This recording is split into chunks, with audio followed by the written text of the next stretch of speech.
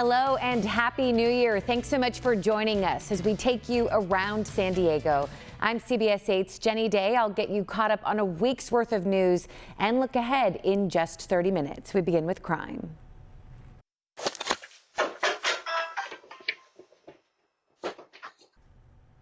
Yeah, so it used to be a silly prank, but an aggressive form of doorbell ditch is really frightening some people in San Diego neighborhoods. Far from being funny, police say someone could get hurt. Here's CBS 8's Ariana Cohen. It's called Ding Dong Ditch. People are dressing in all black, ringing doorbells, slamming on doors, and making a run for it. Doorbell ditch videos are circulating on TikTok. A CBS 8 employee even fell victim to the prank. This is ring camera video in Scripps Ranch of someone dressed in all black, ringing the doorbell, slamming on the door, and running away. This picture is on the Nextdoor app of someone similarly dressed, banging on doors, ringing doorbells, and frightening neighbors in Rolando. But the prank isn't so innocent. People think they're doing something funny for TikTok or some sort of social media stunt. It just may be a recipe for something awful to happen. That's what we'd like to avoid. It's not worth the prank. It's really not that funny. At times, pranksters are shattering glass, breaking down doors, and it can even turn deadly. Last year, 3 teenaged boys were killed in Riverside County after a ding-dong ditch prank. After one teen rang the doorbell, ran, then jumped into a car with friends. The homeowner chased them down in his car, forcing them into a crash that killed all 3 boys. The homeowner was convicted of murder charges and is serving a life sentence in prison. I think everybody grew up at some point or another playing the doorbell ditch kind of game, but going around at night wearing a ski mask and banging on people's doors, that's a recipe for disaster. You never know whose door you're going to knock on, if you cause damage, if you run into the wrong person. All sorts of unintended consequences. Now, San Diego police are stressing the potential consequences pranksters could face the next time they ding-dong ditch. If you break down somebody's door, you could be looking at all sorts of charges: breaking and entering, burglary, vandalism, trespassing. If you damage somebody's window, you're probably looking at similar charges. And if somebody's wearing a ski mask in the middle of the night banging on someone's door, again, that's a recipe for disaster. Ariana Cohen, CBS 8. Ariana, thanks as always. Well, a proposal to limit the amount of time people have to speak at county board meetings is not moving forward. People both for and against the move spoke out on Tuesday. You work for us. 3 items. Get it straight. You work for the people. You don't like what I'm saying. That's all. You don't like what I'm saying. I'm sorry. This is not Tijuana. This is San Diego County, baby. Get used to it. There should be respect for all citizens in the room who have come to voice their concerns. The same folks consistently taking up everyone's time and off topic is a waste for all of us. Yeah, these changes would have reduced the current 2-minute time limit people have to speak on non-agenda items and would crack down on speakers who are repeatedly disruptive or off topic. Chair Nora Vargas, a frequent target of personal attacks, voted against the proposal, but also added this. It breaks my heart that each of these meetings get worse and worse in terms of the way people are behaving. No, go ahead. I'll go ahead and leave. Okay, wonderful. Have a nice evening. Thank you for being here. Yeah, because this proposal lost by a 2-2 tie, it could potentially be considered again. Meantime, Governor Gavin Newsom is trying to close a nearly $38 billion budget deficit right now. Governor Newsom announced the proposed $291 billion spending plan for the next fiscal year. Unlike the federal government, state law requires the legislature pass a balanced budget. The governor says he will spend the next few months hashing out a final plan with state lawmakers. But there's people that literally have been talking down this economy, and yet it continues to just dominate the globe. And so we're just a little more optimistic than all the naysayers. Yeah, so far the governor proposes drawing $13 billion out of state reserves to cover some of the deficit. He's also proposing $8.5 billion in spending cuts. Nearly $3 billion would come from climate programs and more than $1 billion from housing. Now, homeowners looking to build ADUs are getting some incentives from new laws that just went into effect. But the question is if they will have any effect on San Diego's housing crisis. CBS 8's Steve Price is working for you to explain the new laws and update us on where local cities stand on the one that could have the biggest impact in our area. With the new year comes new laws, and a handful of them deal directly with ADUs, including one that gives cities the option to allow homeowners to sell their ADU independently from their main house. Not surprisingly, there are some who support the idea and others who have serious concerns. The thought behind the new law, AB 1033, is that ADUs will sell for a lot less than a full house, allowing more people an opportunity to buy a home. I think it's a great thing. Rafael Perez is chair of the Casita Coalition, which encourages the building of more smaller, affordable housing. You're not sharing walls, you got a little bit of a yard, hopefully somewhere to park. And that's what we're really hoping for. The people get this opportunity to own a piece of San Diego that otherwise may be locked out. He also believes it's great for seniors who own a home but need more income to stay in their house. They can sell an ADU for extra cash. Before we add more significant changes to ADUs, we need to go back and re-examine what we're trying to get out of the program. Jeff Huter, chair of Neighbors for a Better San Diego, isn't opposed to AB 1033, but he says the state law assumes one ADU on a property, not several, like the city of San Diego currently allows. We're off on some big code branch that the state never intended, and we're not doing a good job of figuring out how our branch aligns with state law. Working for you, CBS 8 reached out to several cities, and so far, none have approved the sale of ADUs. San Diego seems to be the closest, telling us the mayor supports efforts to increase homeownership opportunities for San Diegans. At this time, city staff is evaluating the law for possible implementation. Most other responses were similar to Oceanside, which told us at this time the city of Oceanside is not considering any changes to our local laws in response to AB 1033. Another new law is AB 976, which allows homeowners to rent their ADUs. That was already allowed, but the current law was set to expire, and this extends it indefinitely. And the third new law is AB 434, which forces cities that have been slow to adopt ADUs to have plans in place by next year to accept them. While ADUs are a polarizing topic around our county, there is one thing everyone agrees on. They are not going to single-handedly solve our housing crisis. This is just plugging the leak and keeping it from getting worse. But to really fix it, we're going to need all housing types and all types of neighborhoods for all types of people. Working for you, Steve Price, CBS 8. And here at CBS 8, we do want to help solve problems that affect you. If there's something you'd like us to look into, email us at workingforyou@cbs8.com. Well, one person was killed and another is hurt after an avalanche roared through a section of expert trails at a ski resort near Lake Tahoe. The avalanche forced Palisades Tahoe to close just 30 minutes after it opened early Wednesday morning. More than 100 Palisades personnel participated in the search. So far, no one else has been reported missing.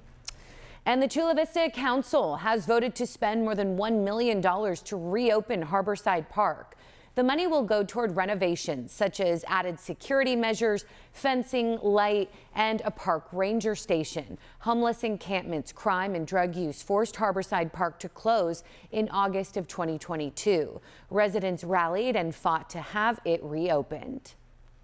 This is really important that our community is being heard and that we are now going to be able to have a park for our community. Yeah, so the park will have new hours. It will be open from 3 to 7 p.m. on weekdays and then 10 a.m. to 7 p.m. on weekends. Phase 2 plans focus on outdoor amenities, and Phase 3 would include a community center. And plans for a mega church in Del Cerro are not moving forward after all. This week, the San Diego City Council rejected the proposal. The all-people church wanted to build a 900-seat location and a parking structure along the east side of College Avenue, just north of the 8. People with the congregation and those against the project packed the meeting this week. The council denied the idea in a 6-2 vote. And this week, king tides returned to San Diego. It's been quite active along our coast. Large waves really have battered California's coast just weeks after high tides flooded many of our coastal towns. CBS 8's Rocio De La Fe has more on a group studying the impact of tides and the impact that they have on our communities and habitat. Scientists say king tides have worsened over time because of the rise in sea levels, which is why the California King Tides Project and the San Diego Audubon Society are calling on people to document these high tides to showcase the impact they have on coastal communities. As sea levels rise, the king tides that we get today will become more and more common in the coming decades. San Diego's coastline will see the return of king tides this week. It's an awesome astronomical event. The moon, the sun, the planet. It's a really different way of experiencing the coastline. King tides happen when the ocean is pulled back and forth by the moon and sun's gravitational pull. During the rare phenomenon, you can see the highest and lowest tides. Scientists say over time, rising sea levels have made the tidal event more intense. Andrew Meyer is the director of conservation at the San Diego Audubon Society and says the high tides not only impact beach communities, but also wildlife habitats.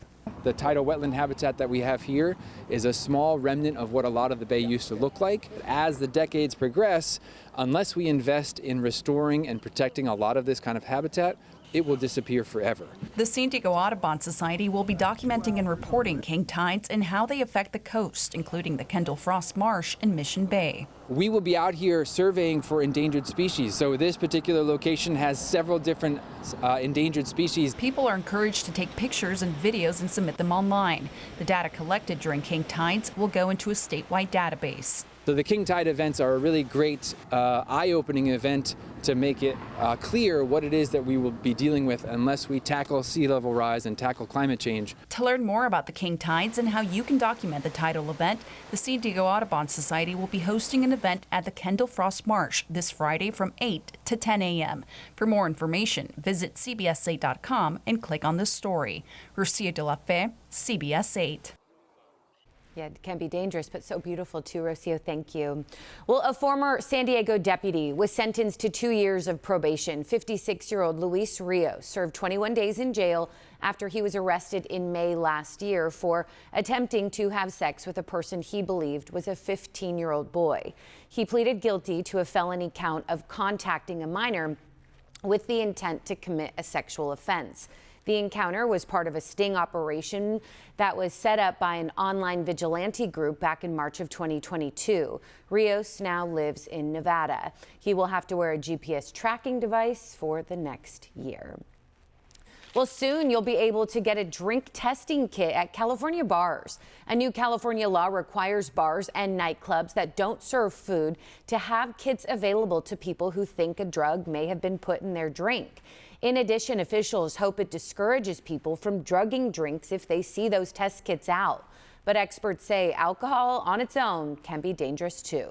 We often see it as a tactic where somebody's just giving somebody lots and lots of drinks to get them drunk, not using any drugs at all or any kind of substances. So I would hate for people to think that this is the only tool they need. Yeah, so that law goes into effect on July 1st. Well, right now, the main concern is all about the bolts. The NTSB is now several days into an investigation onto how a door plug flew off of an Alaska 737 MAX 9 flight taking off from Portland. Now, other airlines are finding loose equipment on their MAX planes. CBS 8's Abby Black spoke to an aviation expert who suspects shoddy work. The NTSB is focusing its investigation on these bolts that were on a panel that flew off an Alaska Airlines Boeing 737 MAX 9 aircraft. I spoke to a commercial pilot and flight instructor not related to this case, but he suspects it's a workmanship issue. NTSB says it's narrowing in on the 4 bolts that should have kept a door plug from flying off during an Alaska Airlines 737 MAX 9 flight last Friday. We have not yet recovered the 4 bolts that restrain it from its vertical movement, and we have not yet determined if they existed there. Meaning investigators are trying to figure out if the bolts came off in the blowout. There may not be anything wrong with the materials themselves. It might just be in the way it was all assembled. We spoke to commercial pilot Robert Katz on the phone about the investigation.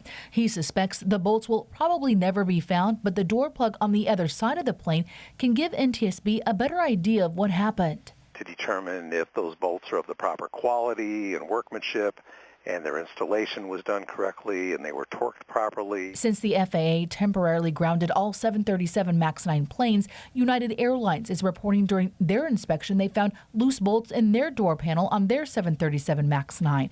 And Tex for Alaska Airlines reported seeing loose hardware on some of their grounded fleet as well. A week prior, the FAA announced that Boeing directed airlines to inspect 737 MAX planes for loose bolts after 2 commercial aircrafts reported missing bolts in their rudder control system. And I'm beginning to think that the bolts that hold this plug in place were not tightened properly. If that's not being done, then that's obviously a weak link in the chain. Some airlines, including Alaska and United, cover up the plugs because they're not needed for seat configuration. So a passenger on one of those flights would not know that they were sitting next to a door plug. And unlike sitting in an exit row, this is not knowledge that is given out. Simply, if you're walking to your seat and happen to be in this row, it will look like your average panel with a window. But from the outside, there's this outline of a door. Now, even if the recent issues are addressed, the 737 MAX is surrounded with concerns, and some ask if it will ever be safe to fly. Well, what's next? That's a very reasonable question to ask. But then again, the aircraft that are flying today are certainly superior to the aircraft that were flying 50 years ago. Abby Black, CBS 8. Yeah, now since that incident, Boeing's CEO is speaking out. David Calhoun says the haunting image of the gaping hole in the Alaska Airlines 737 MAX 9 really left him shocked and feeling confused. I didn't know what happened to whoever was supposed to be in the seat next to that hole in the airplane. I got kids, I got grandkids, and so do you. Oh, it is chilling, and luckily, really just remarkably, those seats were empty. Right now, with all MAX 9s in the U.S. grounded, airlines are still awaiting guidance about the new inspections. Well, a California Assembly committee will be huddling up to talk about a new bill that could ban tackle football for children ages 12 and younger. The goal is to protect them, of course, from serious injuries like concussions. Doctors say those risks are especially heightened for young kids whose brains are in their most important stages of development. But not everyone agrees with the bill. One coach says football helps teach his team about friendship, leadership, and camaraderie. They add other sports besides football also carry the risk of injury. Jumping basketball, you can fall down, hit your head, got concussion. Look at the picture. You playing baseball, they throwing 90 miles per hour at you. Yeah, committee will discuss the bill, the first of many steps before it can become law.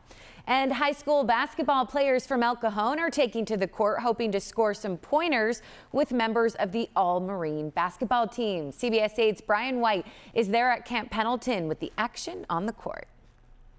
High schoolers from El Camino High are learning some special skills on how to ball from some of their heroes. Take a look. 1, 2, 3, this is what you have. Really excited.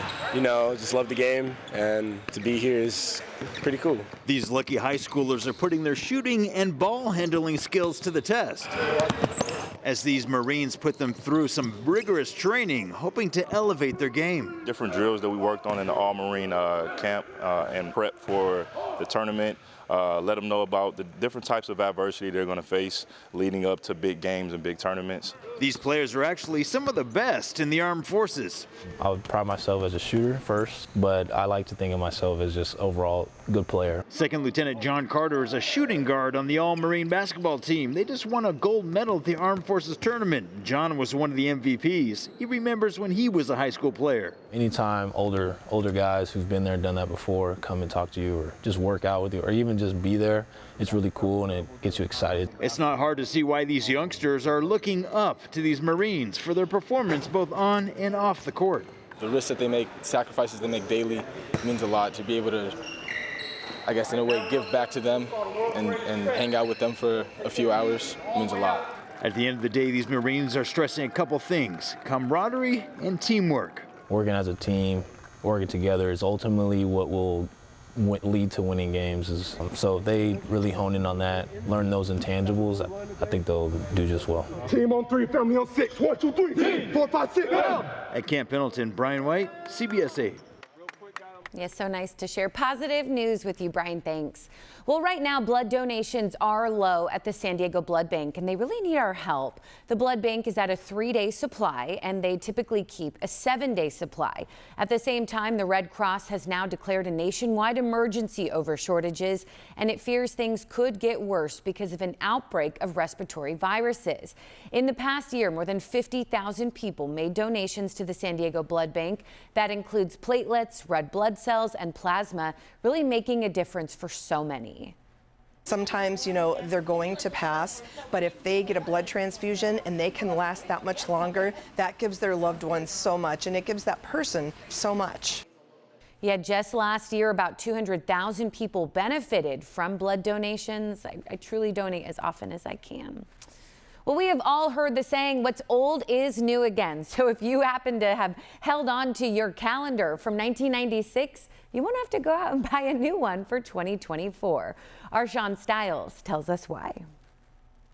2024 has arrived, and there are two things that are unique about it. One is it's a leap year, and two, if you have a calendar from 1996, it'll work for this year. However, if you're looking to buy one from 1996, expect to pay a hefty price.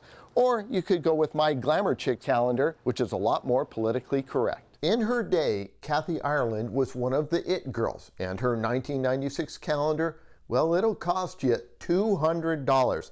Another high-priced calendar is Pamela Anderson. That'll set you back $150. That's $150.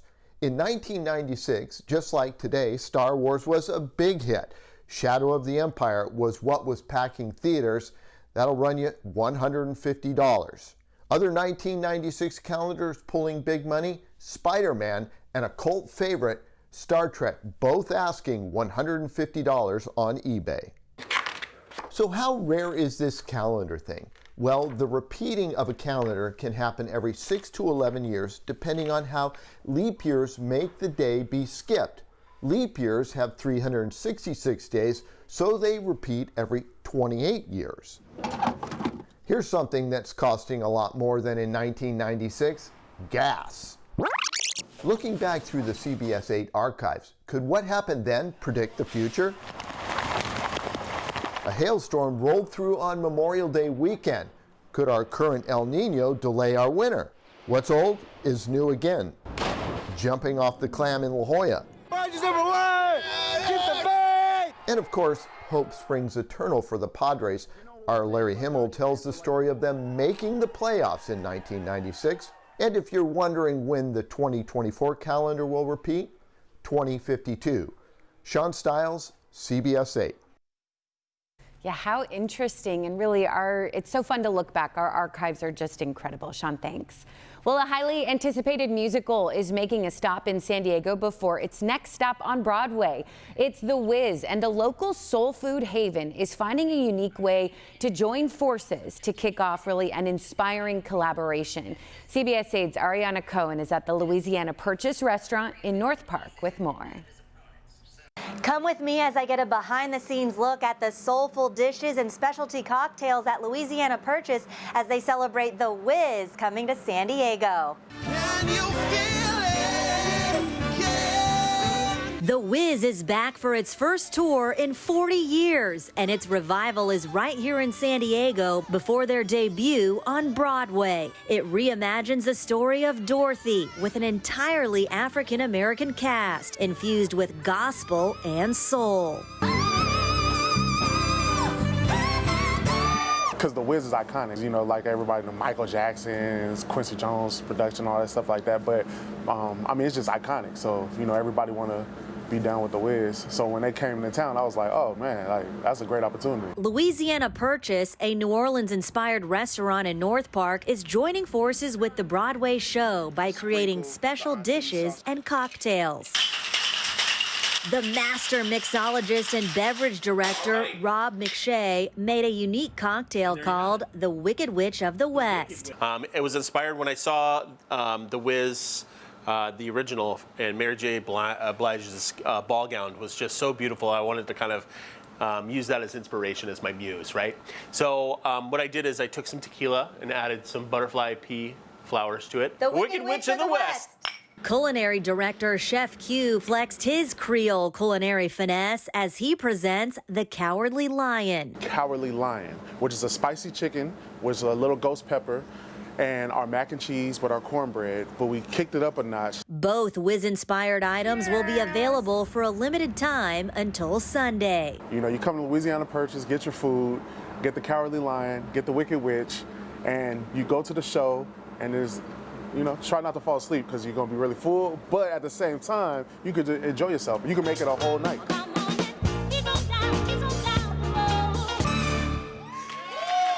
Opening night is at 7 p.m. at the San Diego Civic Theater. The show is here until Sunday, and tickets are still available. We'll send things back to you. So fun and so creative. Ariana, thank you. Well, as always, thank you for your time as well. Thank you for staying informed. For CBS 8, I'm Jenny Day. Take good care.